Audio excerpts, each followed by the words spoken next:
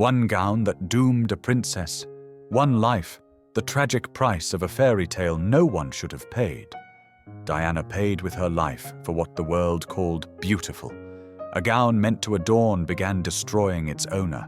Every thread soaked in pain, every element bringing tragedy closer. The world admired, never suspecting what price Diana paid for their admiration. She smiled while withering inside. What could be so beautiful yet so destructive? How can a gown doom a princess? What exactly did Diana pay with her life for? The story you're about to hear will prove that sometimes the most beautiful things become the most dangerous.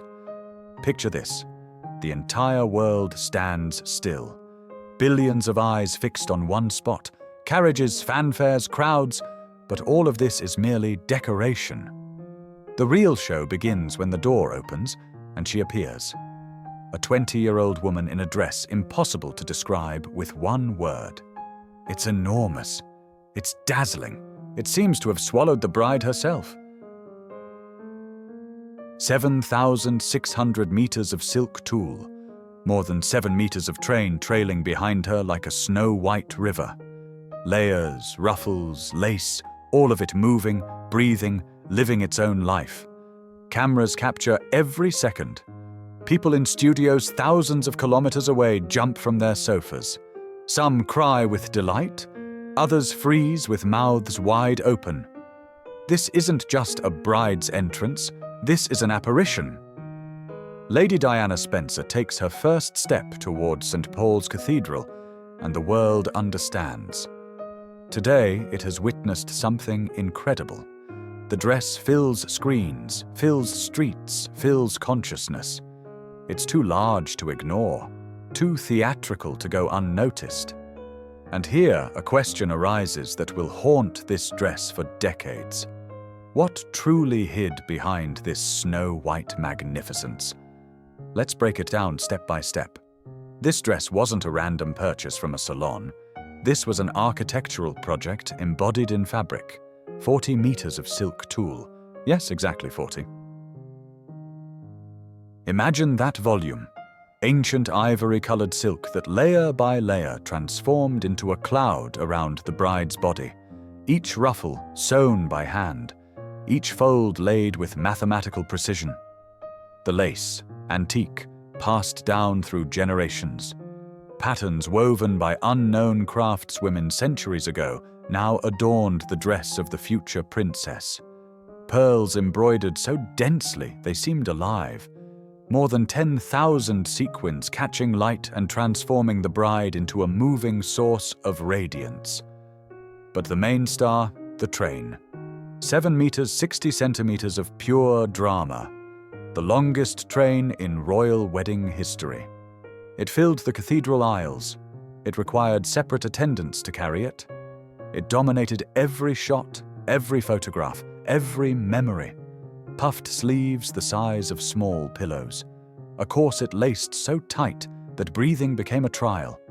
A skirt so wide that Diana barely fit in the carriage.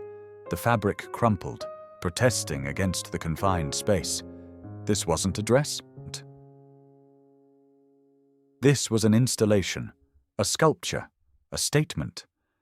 And then something interesting happened. Because such things don't appear out of thin air, behind every seam, behind every bead, stood people who understood. They weren't creating a gown for one day. They were creating history. The story began with a phone call. Young designers David and Elizabeth Emanuel received a commission that happens once in a lifetime. Or rather, once in several generations. They were to dress the bride of Britain's future king. Nobody knew them. They were talented, ambitious, but far from first on the list of court suppliers. Perhaps that's exactly why they were chosen. Diana wanted something fresh, not weighed down by traditions and expectations of the old guard. The Emanuels worked under strictest secrecy. Windows of their atelier were covered with fabric, doors locked tight. Everyone who entered the premises signed non-disclosure agreements. The press hunted for any information, One accidentally leaked sketch could cost the entire project. Months of work, sleepless nights, dozens of fittings where Diana stood wrapped in fabric while seamstresses fussed around her with pins and thread. The designers weren't just creating a beautiful dress, they were constructing an image, the image of a fairy tale princess as the whole world wanted to see her. Elizabeth recalled how she and her husband debated every detail. How many layers of tulle? How long should the train be? What shade of lace wouldn't look too old-fashioned?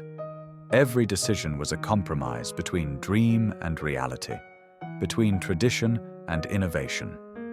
They knew this dress would be studied, copied, criticized. It would become either a gold standard or a cautionary tale. There was no middle ground. And now we approach the heart of it. Because the Emanuels weren't just creating a dress, they were creating an era. The 1980s. An era when the words too much didn't exist in the dictionary. More sparkle, more volume, more everything. Shoulders the size of soccer balls, the norm. Hair teased to the heavens, mandatory. Makeup bright as neon signs. Music loud, clothes loud, emotions at maximum. The 80s didn't whisper, they screamed. Diana's dress was the perfect embodiment of this spirit. It didn't ask for attention, it demanded it. Each ruffle shouted, "Look at me!" Each layer of tulle insisted, "I'm in charge here." The train left no choice. It filled the space, forced everyone to move aside, make room. The romanticism of the era reached its peak in this dress.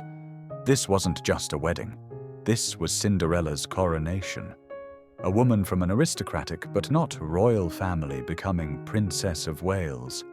Fairy tale becoming reality. And the dress had to be magical. The theatricality of the 80s found its reflection in every detail. This was a costume for the leading role in the performance of the century. Diana was playing the bride, and the scenery had to match the scale of the production. The next chapter of this story proved even more interesting. Because the world didn't just watch, it reacted. Newspapers went wild. Front pages, spreads, special editions, wedding of the century, fairy tale became reality. Most beautiful dress in history. Journalists spared no superlatives. Photographers shot from dozens of angles, trying to capture every detail. Crowds in the streets cried with emotion. Millions of viewers recorded the broadcast on videocassettes to watch again and again. Bridal salons around the world received thousands of orders for copies of the dress. Every other bride wanted the same train, the same ruffles, the same lace. But that's not all, because where there's delight, there's always room for irony. Satirists pounced on the dress with double force. Cartoons showed Diana drowning in an ocean of fabric. Comics joked that the train could be used as a runway. Fashion critics winced, calling the gown a cream cake and giant meringue. The train became a star in its own right. It was discussed more than the ceremony itself. It wrinkled in the carriage. They wrote about that. It filled the entire cathedral aisle. That was analyzed. 2 young bridesmaids carried it, barely managing. Etiquette experts commented on that. Opinions split. Some saw the height of romance. Others, the height of tastelessness. But the main thing, everyone talked, everyone watched, everyone remembered. And now, the truth. Because behind all this brilliance and grandeur hid a completely different story. Innocence. That's what the world saw. A young, shy woman in a snow-white dress entering a fairy tale.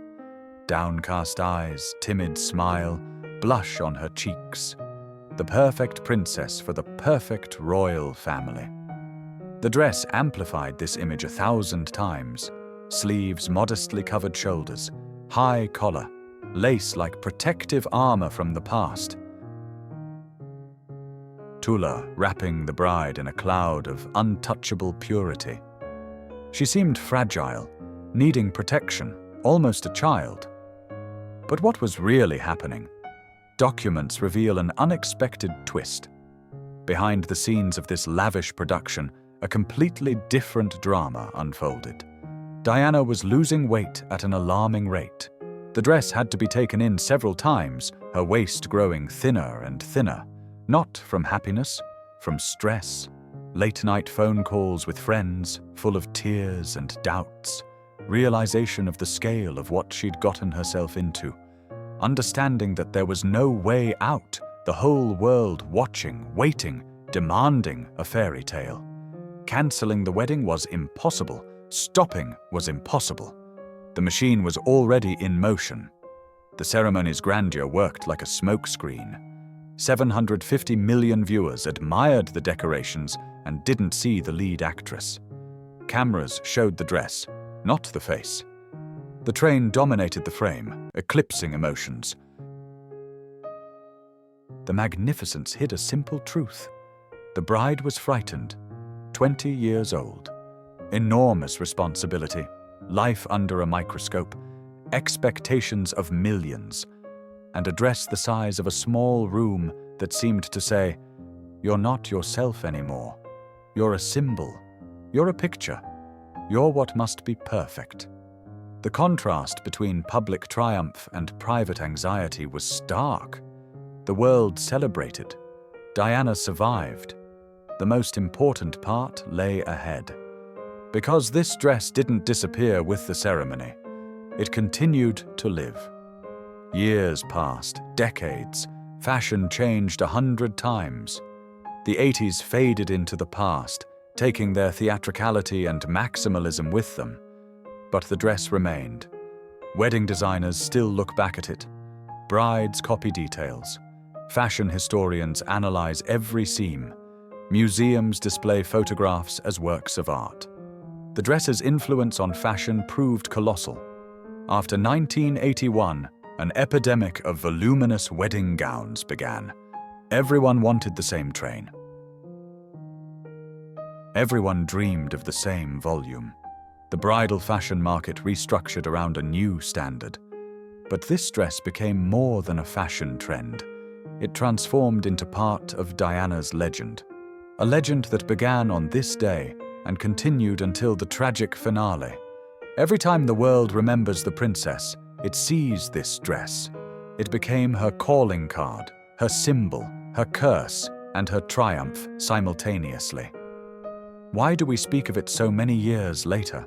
Because this dress told the story of an entire era, an era when fairy tales still seemed possible, when the world believed in princes and princesses, when romance defeated cynicism, and also because it showed the flip side of the fairy tale. The price paid for a crown, the weight of snow-white tulle beneath which a living person drowns, the length of a train that trails behind you for the rest of your life. This dress is a reminder that behind every picture there's a story, behind every image, a person.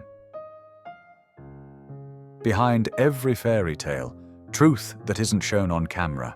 40 meters of silk, 7.5 meters of train, tens of thousands of stitches, and one woman who wanted to be happy but got a role in a performance written long before she arrived. Princess Diana's dress lives and will continue to live, as a symbol of an era, as a work of art, as testimony that sometimes the most beautiful things hide the most complex stories. That's the whole truth. The dress didn't doom the princess. It became a symbol of an era that demanded too much from her. Diana didn't pay for the gown, but for the impossibility of being herself in the gilded cage of the royal court. 40 meters of silk told the story of how dreams transform into obligations and fairy tales into heavy burdens. Isn't it remarkable how one day can change a destiny forever?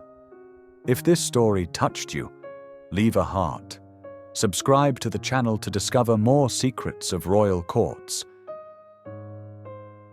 Click the bell. Ahead of us are even more captivating stories about how luxury conceals human dramas. See you in the next episode, friends.